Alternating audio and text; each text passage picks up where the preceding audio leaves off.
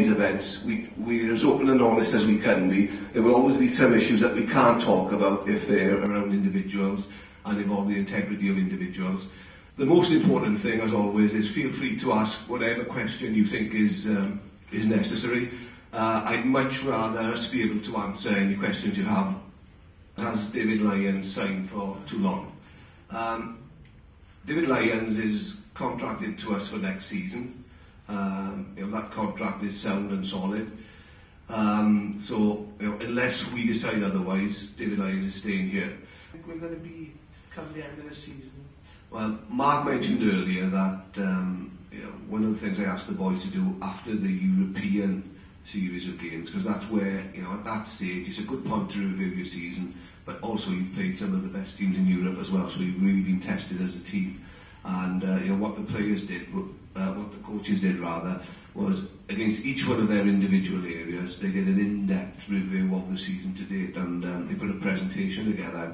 Maybe sometime in the future, it may be worth doing something like that to an audience like this to see the level of detail and preparation that goes in by these coaches into doing that. So, we'd be more than welcome and happy to do that at some stage in the future. Sorry, while we're on the subject of that and the review, just something that might be of some interest to you is, obviously I had to look at sources of possession and where we're scoring our points from and where we think we're going to score our points from in the future. Simon and I speak regularly about the defence. We're very open in sharing information both in attack and defence, but we get something like 30% of our possession from kick returns and turnovers. So if our defence is good, then we can turn the ball over. Likewise, if we contain the defence, they'll kick the ball to us. So we potentially could be scoring 30% more tries if we can up our defence, So you just can't underestimate how much defence will give you in your attack. It keeps you energised when you have the ball. You spend a lot of time without the ball, defending for long periods, not getting the ball back quickly. Then it takes its toll on you physically, and also when you get the ball back, then you just completely lacking energy to sort of mount any attack. So I think the work that we'll be doing in those areas will be aiding our attack, although actually we're not focused on it particularly, like Nigel says. During the games this season, we seem to have lost a lot of second halves. Right, statistically, we may have lost the game, but we've lost the second halves. Like, is that something you've noticed? Is that something you're addressing in any way at all? Yeah, funny enough, Nigel asked us as all coaches to present a mid-season presentation around about the 23rd, 24th week, something like that, so maybe over halfway on where we're at. I won't bore you with the detail of all that, but it took some time to sort out, especially with my computer knowledge. But that isn't something that came up in my presentation, funnily enough. I looked at things quite holistically, but I never actually broke it down to half performances. I broke it down in terms of points per game for the last 4 or 5 years, everything. Tackle completion, you name it, everything. But didn't get that, and it's an interesting one.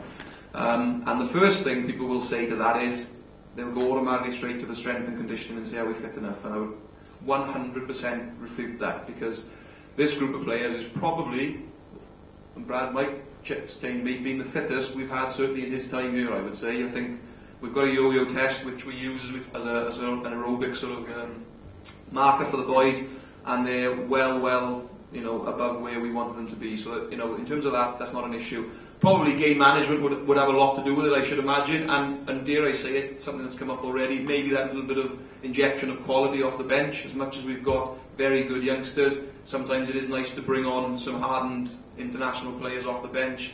The top sides are able to do it, and it does make a difference in very close games when you're bringing on real quality. And I think we've seen with us when we brought Stephen Jones on up in Cardiff, for argument's sake, when you bring in a player of that quality on, it actually had a big impact that evening. It does make a big difference and gives everybody a lift.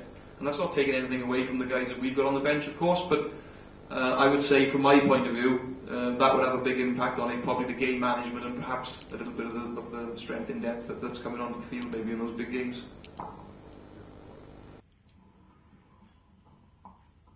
We've got a few coming back for the Treviso, coming into contention for the Treviso game actually. So hopefully David Lyons, he's progressing well, is going to be in contention for the Treviso game. Yeston Thomas in contention for the Treviso game. Possibly Phil John, Treviso game. Dominic Day is hopefully going to have a run out for one of the RFC or one of the premiership teams, Plenty this week, so that'll be his first game back from his injury.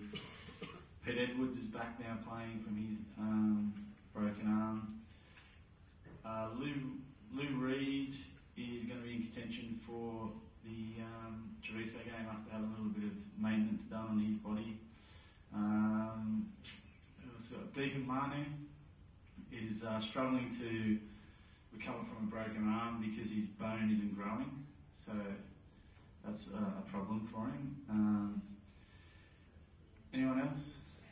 Andy Fenby is Andy Fenby had osteitis pubis, which is basically there's a couple of little bones in your pelvis that join together, and it's almost like an arthritis in between the joints. Extremely painful. Mark's actually had it. So it's just basically stops you from running. He's had all of the required treatment, the surgery, the injections, been a specialist, and has not responded as well as we would have liked, but although he is back running now and progressing better than he has in the last couple of months. So slowly getting back to fitness. Kettlewell. What about Joel Garvey?